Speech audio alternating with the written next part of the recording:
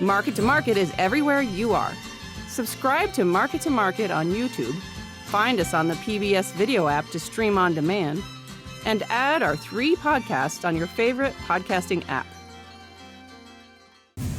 Coming up on Market to Market, planters roll around extreme weather of too much and too little rain, taking another run at increasing the competition at the packing house door, navigating the obstacles along the two-way trade road with China, and market analysis with Angie Setzer next. What's the most complex industry on Earth? It's not genetics, or meteorology, or logistics. It's a business that involves them all. It's farming. Thank you, farmers, from Pioneer. Tomorrow. For over 100 years, we've worked to help our customers be ready for tomorrow. Trust in tomorrow. Information is available from a Grinnell Mutual agent today. This is the Friday, May 7 edition of Market to Market, the weekly journal of rural America. Hello, I'm Paul Yeager. The font on the Help Wanted sign appears to be getting bigger as some employers are raising wages in an attempt to fill jobs. The saying goes, if you pay it, they will come. Around 266,000 jobs were added in April, less than the previous month and below expectations as businesses struggle to find employees. Unemployment ticked up to 6.1% as more people are likely re-entering the workforce. The outlook in the 9 states surveyed by Creighton University hit the highest mark in the Business Conditions Index's history. The 73.9 reading was boosted by manufacturing activity. Purdue University's Ag Economy Barometer moved a point higher to a reading of 178 on the views of 400 U.S. agricultural producers. Rainfall in Texas and across the South did help reduce this week's drought monitor by almost 3 points. However, other locations missed the moisture as the drought tightened its grip across much of the West. John Torpy reports. The recent rain-free days across the Corn Belt have been good for putting the 2021 crop in the ground. But if the dry spell decides to stick around, it's going to wear out its welcome.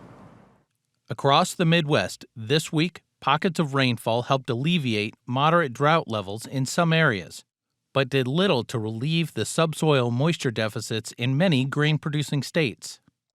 The current drought conditions, coupled with strong grain prices, have moved commodity prices to levels reminiscent of the 2012 growing season. By August of that year, growers witnessed the price of corn climb to around $7 a bushel, and soybean prices exceed $14 a bushel. According to the latest U.S. Drought Monitor, over 80% of the western U.S. is experiencing exceptional drought conditions. Officials cite a combination of last winter's below-normal snowpack and a multi-year dry spell for the shortfall. Across several southern states, the problem is too much moisture all at once. A slow-moving front crawled across parts of several Gulf Coast states, dumping up to 5 inches of rain in some areas. The storms also spawned multiple tornadoes. For Market to Market, I'm John Torpy. The price for lean hogs topped live cattle for a time this week as the two similar but different markets worked through higher grain prices and strong demand. One farm state senator is again proposing a bill aimed at leveling the playing field in the cattle sector. Peter Tubbs has more. Meatpacking purchase habits have, again, attracted the attention of Congress. Senator Charles Grassley of Iowa, a Republican, has submitted a bill that would require meatpackers to purchase at least 50% of their daily kill on the spot market. According to industry experts, slaughterhouses currently purchase less than 20% of their cattle supply on the cash market and are approaching cash purchase rates seen in the poultry and pork markets. While cattle producers have seen their prices rise over the past year, packer profits in April soared to over $670 per head. Many producers believe the consolidation of the beef packing industry has given too much pricing power to packers, who now have the ability to prioritize their own animals over cattle for sale on the cash market. After 4 decades of consolidation, the 4 largest meat packers control 85% of the slaughter capacity in the U.S. beef industry. The marketplace isn't working, and we've got to pass this legislation so the independent producer can negotiate a price and know when he can deliver. The National Cattlemen's Beef Association opposes the bill. As we have seen in other sectors, a one-size-fits-all government mandate rarely achieves the intended goal.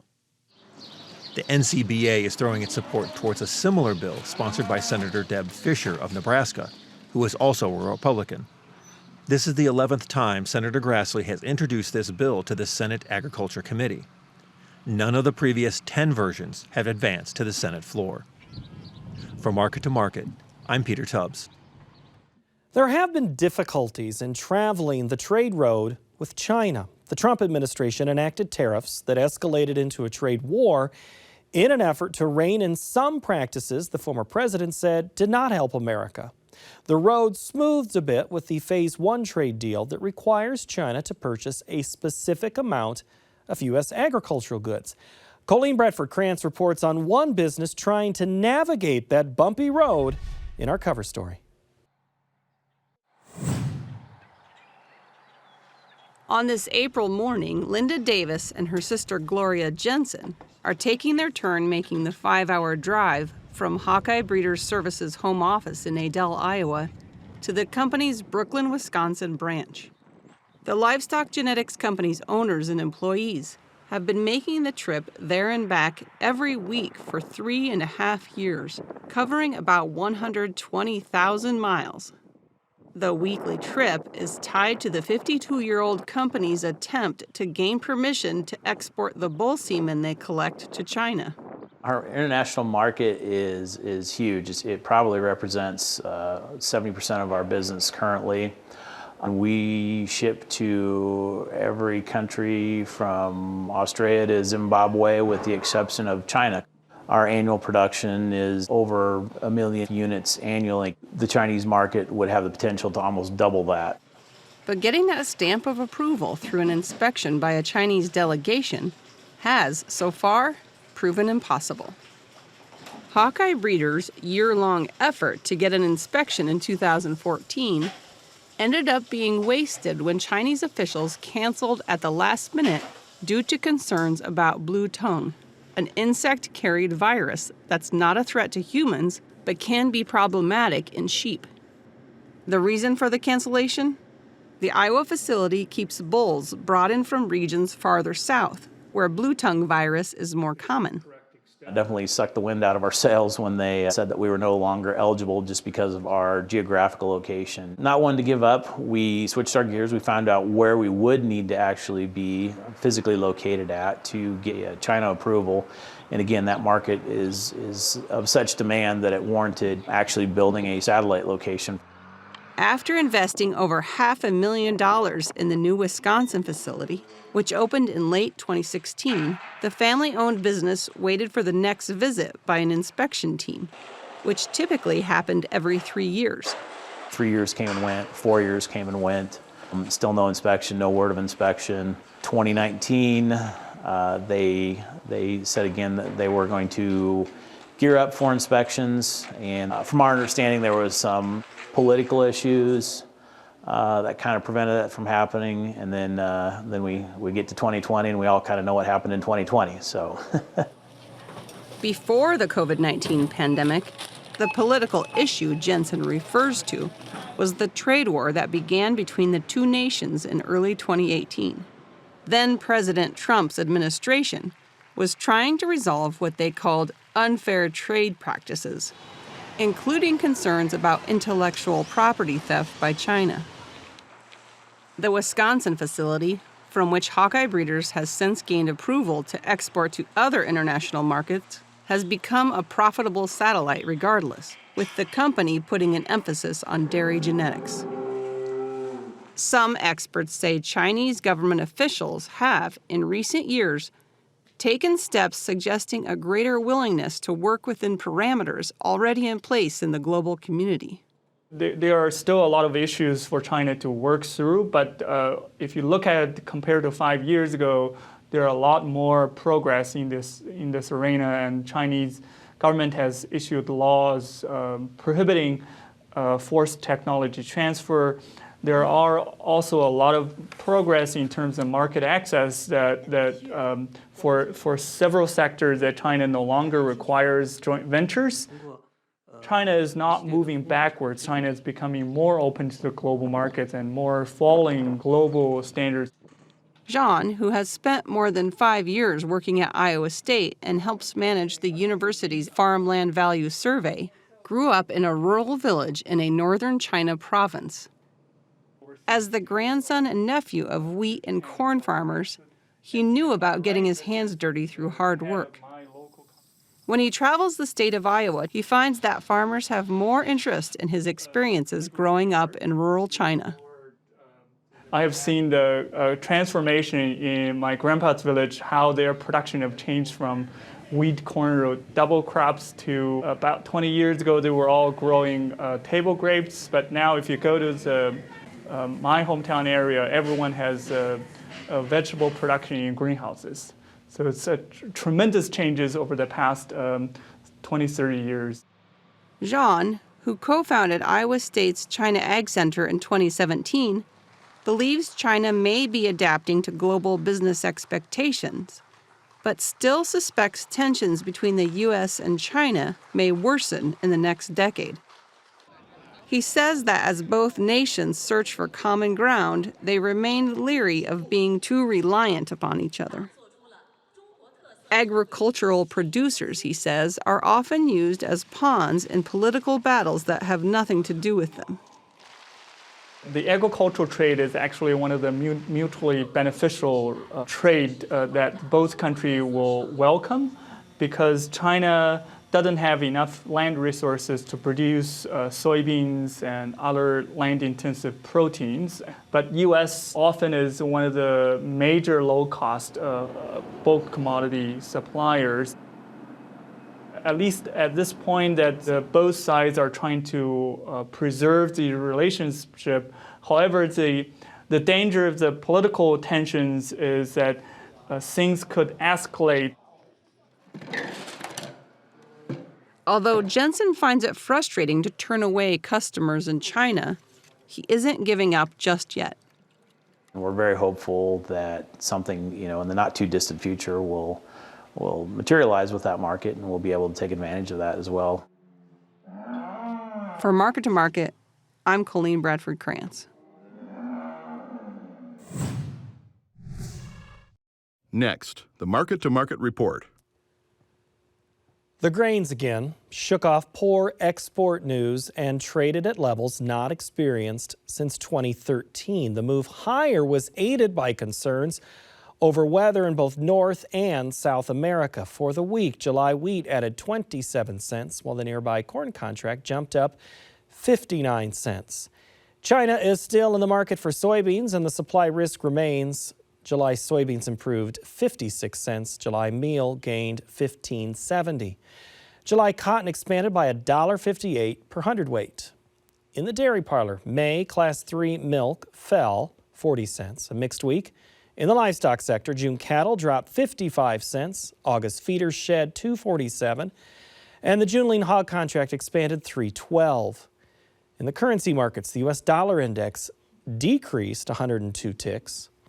June crude oil enlarged $1.30 per barrel. COMEX gold added $63.50 per ounce.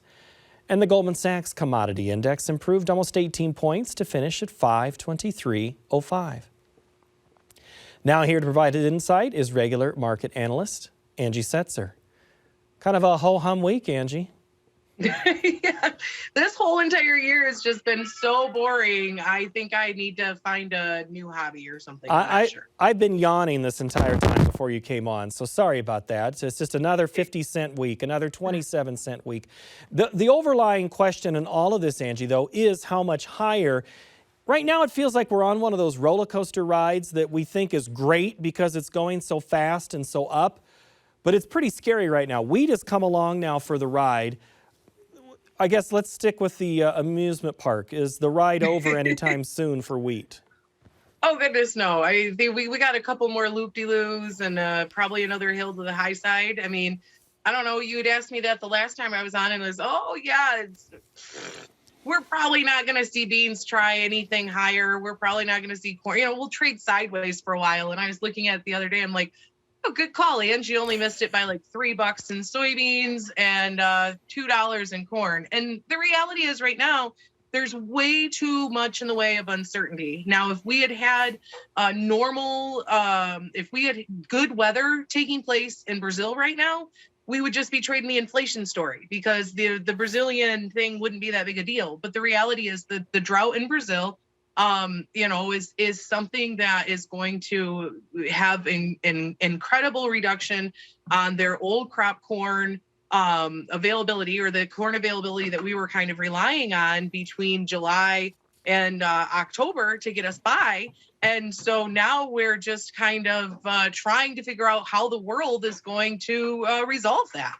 All right, let's specifically move into wheat. I know that it's a global thing all over the place, and that's all right. We have wheat right now at $7.61 is where this thing closed.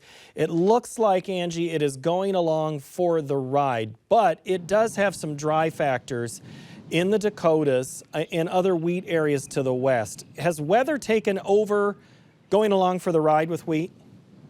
Yeah, weather and corn. I mean, so the weather issue is a huge issue when it comes to the Northern Plains. Is something like 98% or above 90% of North Dakota's crop production or wheat production areas. And you're not just talking a little bit of drought. We're talking extreme drought conditions.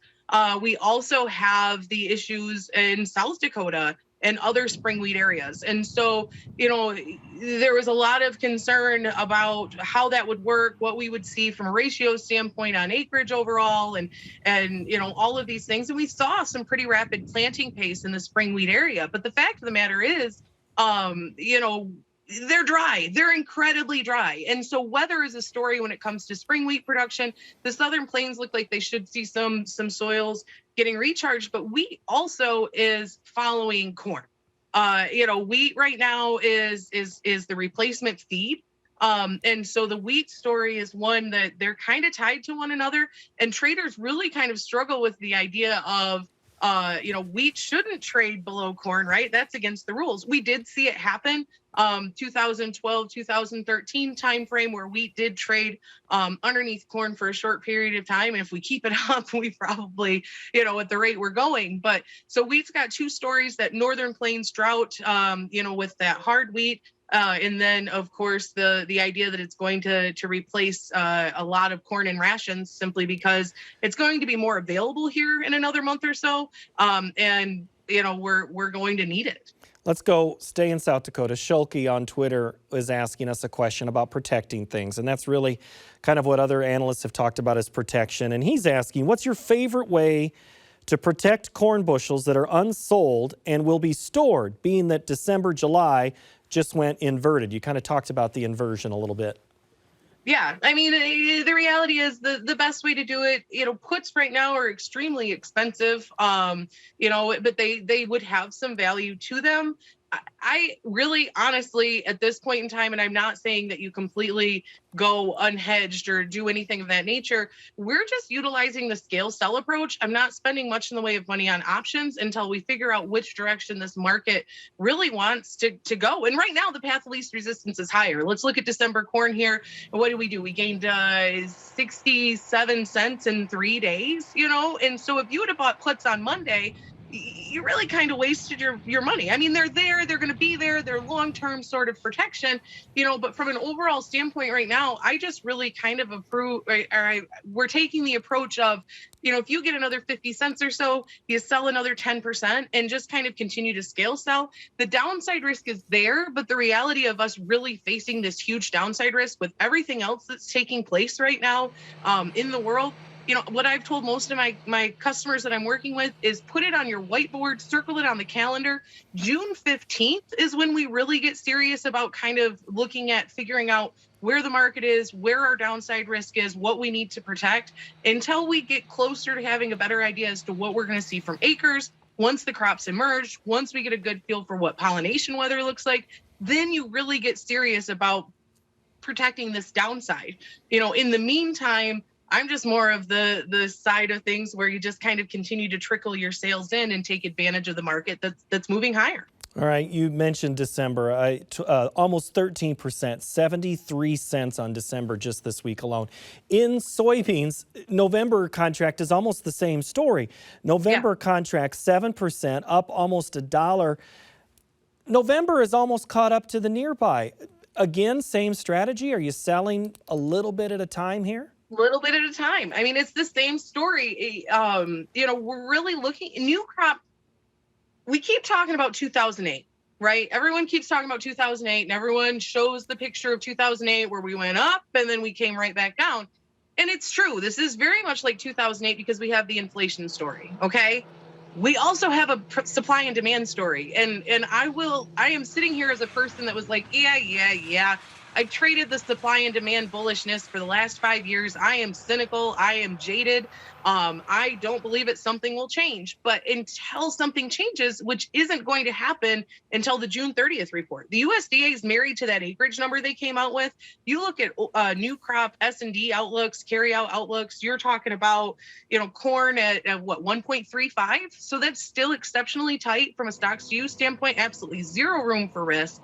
Beans, they're looking at 135, same story. And so, you just kind of trickle a little bit in. I'm not saying you stop.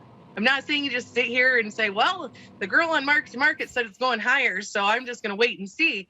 But you just have to start to take a look at the fact that we are going to remain relatively supported until the Fed changes their tune on rates and until we can confirm that the crop that we're going to have produced this year is good. Now, the reality is it's going to be. The reality is global supplies are going to increase exponentially. The reality is that China is probably going to be dealing with some ASF issues, and they may see some slowdowns in demand. And so long term, this market has some real risk to the downside. But for the next 4 weeks or so, just enjoy it. Like if you have motion sickness, pop a Dramamine and just love the fact that every sale you make is another 50 or 75 cents higher.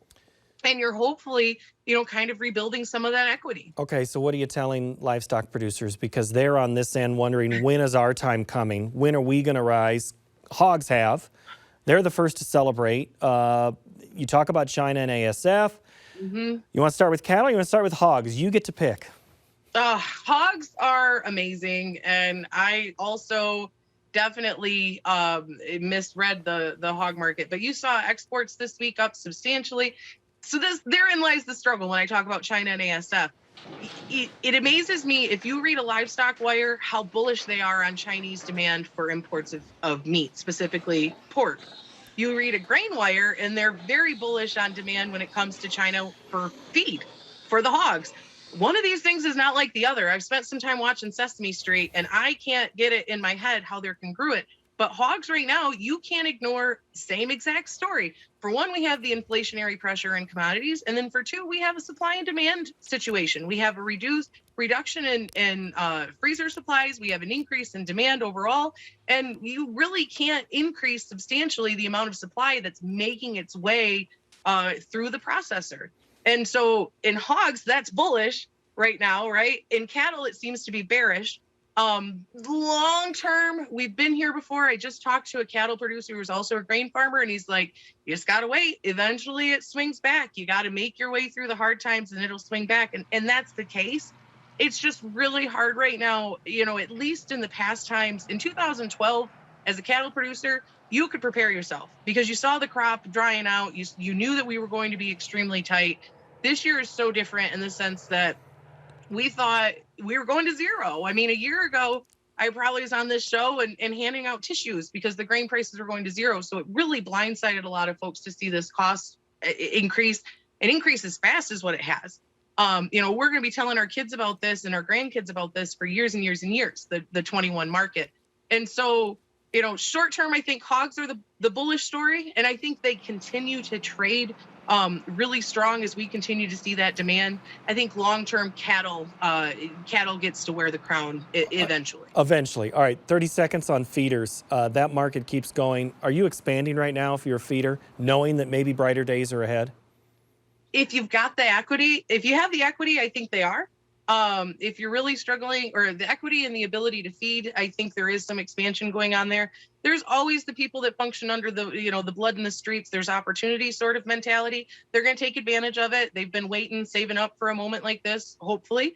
But there are some that definitely won't. And there's some that probably will get out of that business and stay out of it. All right. Angie Setzer, thank you for the Sesame Street reference. The check's in the mail. All right, that'll do it for this installment of Market to Market. We will talk more in Market Plus, so join us there. Find that on our website of markettomarket.org. And school may be winding down for the year, but that means learning doesn't stop. In fact, our classroom project is always open. We have modules from business, history, to the study of commodities. Click on the Classroom tab the next time that you visit markettomarket.org. Next week, we look at how dry conditions in the West are renewing an old debate. Thank you so much for watching, and have a great week.